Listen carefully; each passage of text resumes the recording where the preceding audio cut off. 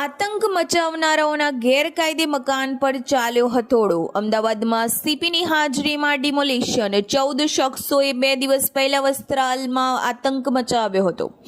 અમદાવાદમાં વસ્ત્રાલમાં જૂની અદાવતમાં અસામાજિક તત્વોએ રોડ રસ્તા બાનમાં લઈને જાહેરમાં આતંક મચાવ્યો હતો. એને લઈને ગઈકાલે પોલીસ આરોપીઓની ધરપકડ કરી હતી. પોલીસ આરોપીઓનું કાયદાનું ભાન કરાવ્યું હતું. ત્યારબાદ આજે 14 પૈકીના 7 આરોપીએ પોતાના મકાનો પણ ગેરકાયદે મકાનોનું ડિમોલિશન શરૂ કરાતા જ આરોપીઓના પરિવારજનોએ હોબાળો મચાવ્યો હતો. જોકે હાજર પોલીસ જવાનોએ સ્થિતિ કંટ્રોલમાં કરી ડિમોલિશન કામગીરી યથાવત રાખી હતી. અમદાવાદ પોલીસ કમિશનર પણ ઘટના સ્થળે હાજર રહ્યા હતા.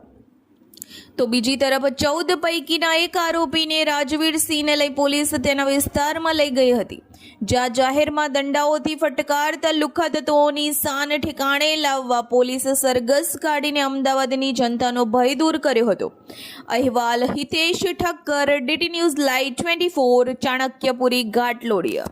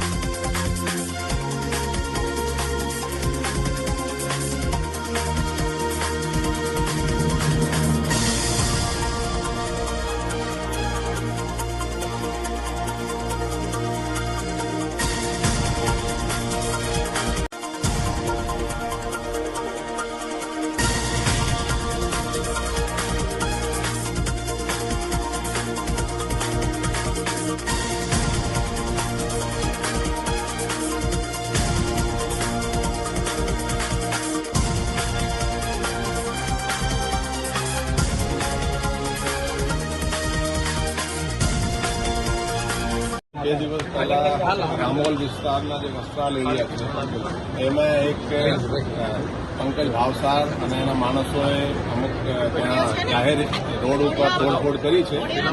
આજે પંકજ ભાવસાર છે હમણાં જ પાસામાં પાસામાં જઈ આવ્યા છે અને સામેવાળા જે ગામ છે એ પણ પાસામાં જઈ આવ્યા છે. એ લોકોએ જાહેરમાં જે બળા ફેલાવવાની કોશિશ કરી છે એની અમે બહુ ગંભીર નોંધ લીધી છે અને પોલીસ ખૂબ જ કડક કાર્યવાહી એમાં કરી રહી છે. અત્યાર સુધી 14 આરોપીઓ આપણે પકડી લીધા છે. એમાં એક જુવેનાઇલ છે અને 13 બીજા આરોપીઓ છે. 13 આરોપીઓ છે અત્યારે 4 દિવસની રિમાન્ડ ઉપર છે અને એ લોકોએ જે ગેરકાયદેસર જે અહીંયા જે બાંધકામ કર્યા છે એ કોર્પોરેશન એને ડિમોલિશ પણ કરી રહી છે અને આપણે પોલીસ બંદોબસ્ત આ અંગે આપેલા છે. અને હું કહેવા માંગુ છું કે જે આ રીતેના જે શરારતી તત્વો કંઈ આ રીતે કૃત્ય કરશે, જો જાહેર રોડ ઉપર અને આ રીતેના જે ભય ફેલાવશે, પોલીસ એને બહુ કડક રીતે એ લોકો વિરુદ્ધ કાર્યવાહી કરશે.